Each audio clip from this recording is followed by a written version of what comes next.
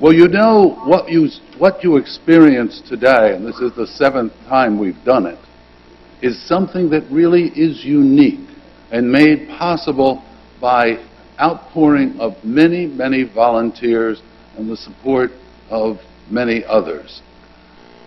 It all was put together by the Glaucoma Service Foundation, and the president of that organization, Jeremiah White, is here to say a few things.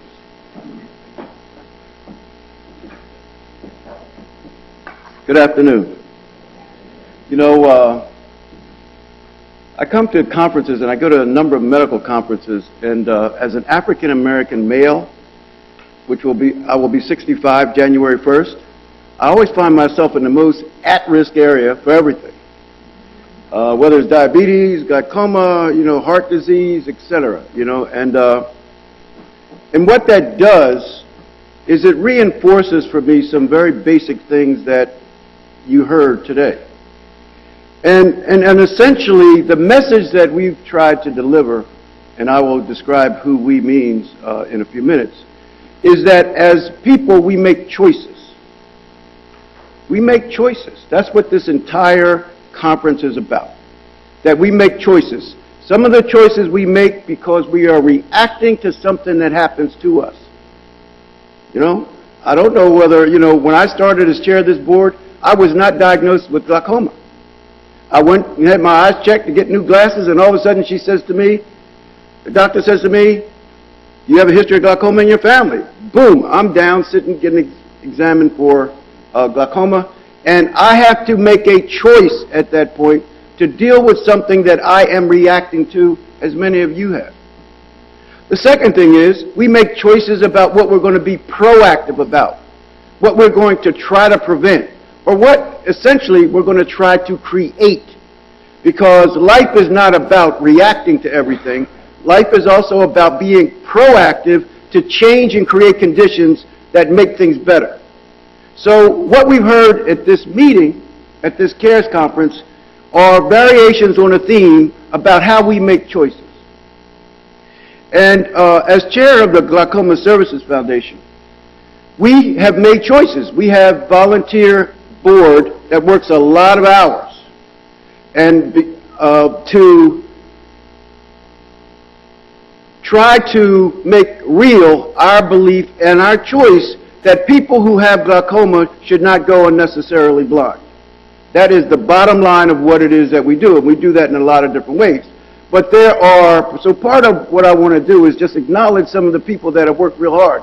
So we have some board members that have been here all day, and I'd just like you to acknowledge those people, because I think it's important to understand that they made choices to be here all day on a Saturday. It's beautiful. We're going to go from winter to summer, right? And it's beautiful outside, but they made a choice. And I'd like to start with George Strimmel, Maxine Combs, Miles, Jappy, and George Spaeth, who was here earlier. They made choices, and they make choices to come to our meetings, etc. And so the Glaucoma Services Foundation is housed at Wills Eye Hospital. That's where our offices are. And we work with Wills Eye Hospital because Wills Eye is one of the best. You know, you can't be in a better place than Wills Eye, right? But we also work with one of the best practices around glaucoma in the country and probably in the world, and that's the Glaucoma Services at Wills Eye. And we have Dr. Jonathan Myers, who's in the back. Could you stand up, Jonathan? Because Jonathan also, yeah, stand up, man. But the reason I want to point that out is because he has been a guiding force on this CARES conference, and as you saw today, there were a lot of presenters here that talked about diagnosis, treatment, a variety of things, and those people are getting a lot of tutelage under the Glaucoma Services. So we are one big family that are making choices about what we do. Now, one of the things I want you to walk away from here is that we went to a CARES conference that was sponsored by the Glaucoma Services Foundation and a few other co-sponsors, but I want you to be able to tell people what we do, right? So one of the things that we do is we want to reach out to as many people as possible to let them know about what glaucoma is. That means outreach. That means going out into the communities. That means going into the churches. That means going into wherever we can go, into community centers, into nonprofit organizations, and sharing with people what glaucoma is, because a lot of people just don't know. And we do that through face-to-face meetings. We do that by going out in the future, having events that just go in and talk to 20 people, 10 people, 40 people about what glaucoma is and where you can go and where you can get tested. So that's very important. But also this year we did something different. We also went on KYW and we put announcements up about glaucoma. We put flyers out. So what we're trying to do is we want to touch 1,000 people.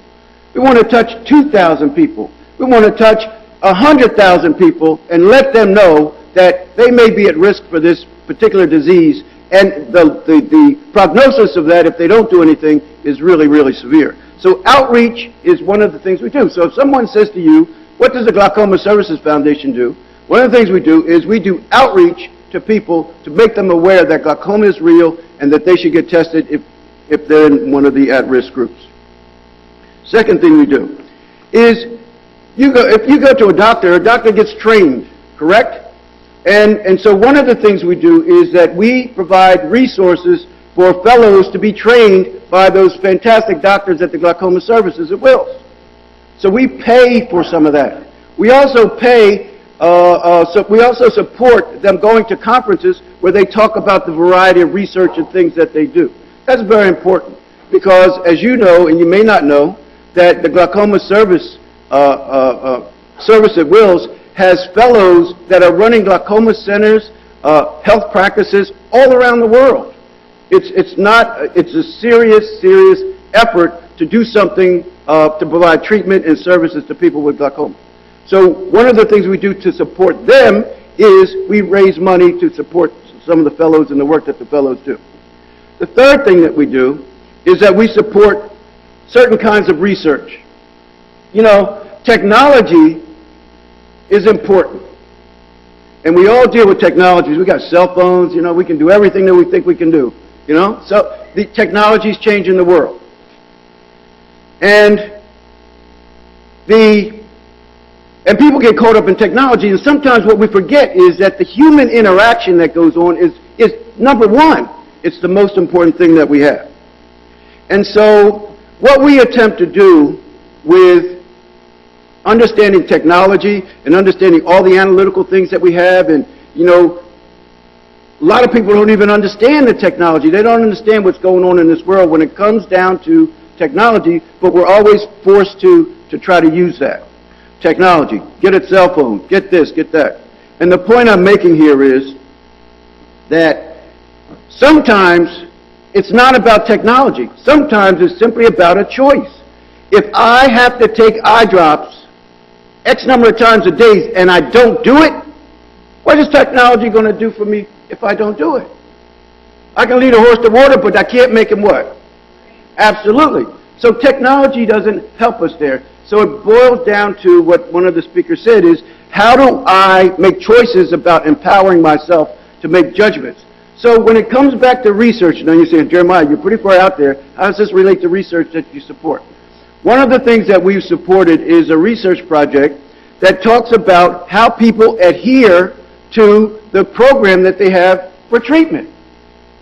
Because there are studies, and Miles, who is our resident stat guy, I mean, he knows more about research and studies that have been done in more people than I can even imagine, always talks about how people will come, they will get the information, they may even get tested, but only 10% of those people actually go to service. So it's not about, is the treatment available? It's not about technology, it's not about those things. It's about people making choices. And so when we look into certain kinds of research, we want to understand why people are making those kinds of choices. So the Glaucoma Services Foundation, number one, we do outreach. We want to tell everybody to be aware of this dreaded disease, and you can prevent blindness if you get diagnosed and you do the treatment. Two, we want to support more doctors that are doing this in the United States and around the world. And three, we want to support research. I think that we have, has any people seen our spotlight, right? You get this, everybody get this in the mail? All right. So one of the ways we communicate with you is through our Searchlight. Another way we communicate with you is through our website. We have a pretty robust website, and on our website, if you're having and experiencing challenges and you need to chat with someone, there are opportunities for you to chat with someone through our website. What we are trying to do is to bring services down to the level where people who are making choices, whether they're proactive or reactive, has information to be able to that will allow them to make a difference.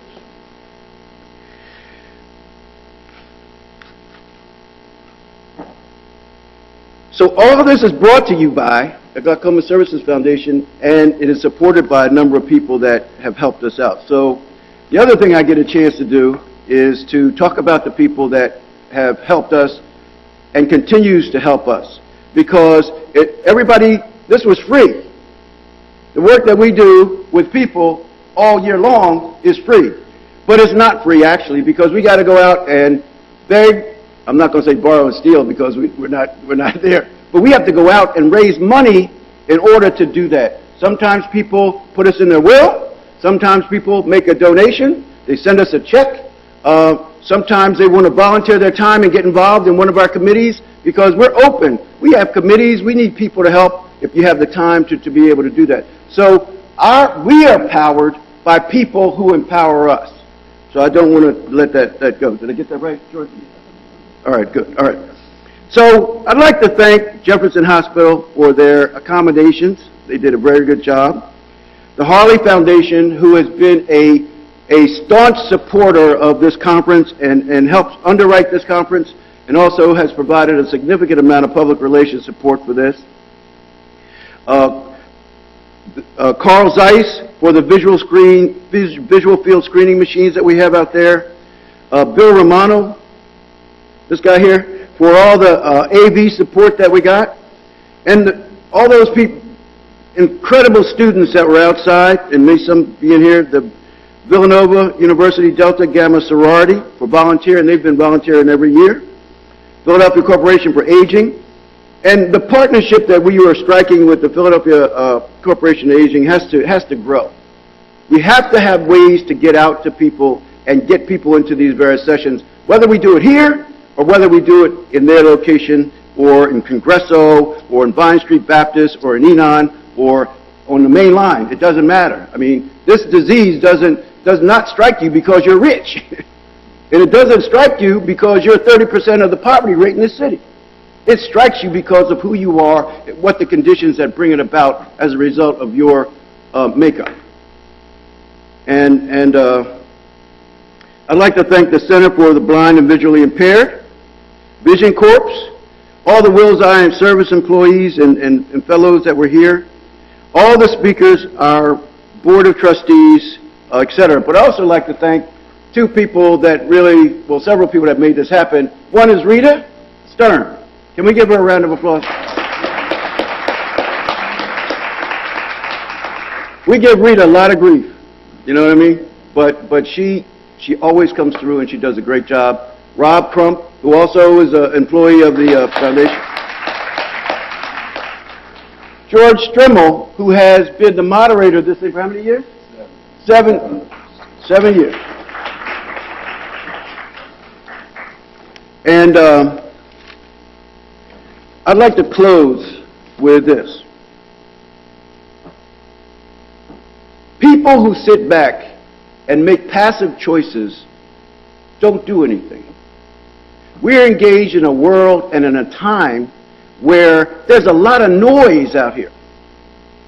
Whether it's international news or whether it's local news or whatever it is, whether you listen to Fox or whether you listen to CNN or whatever it is, there's so much information that have to absorb, digest, and move on. But the one thing that I do know about all that information, whether you're on the right or the left or top or down, it doesn't matter. What really matters is what you actually do with your life. And the speaker that spoke before me was very clear. Just because you have a problem, just because God or whoever you believe in, things happen. As you get older, things happen, and they manifest themselves. Just because they manifest themselves doesn't mean that you're helpless or hopeless and you don't have a voice. We will never get to a Philadelphia that is glaucoma-free, where people are not going unnecessarily blind because of glaucoma, if we sit back and wait for some politician or somebody else to get it done. The only way we're going to get it done is if we do it. And the reason why I said to you, this is brought to you by the Glaucoma Services Foundation, but it's powered by people. It's powered by people who contribute, who volunteer, who push, who criticize, who critique, and push to get things done. So when you leave here, I want you to leave empowered by the information that you've received, because it was very good information. And probably the information was good, but also the relationships you formed in here were probably as beneficial as the information.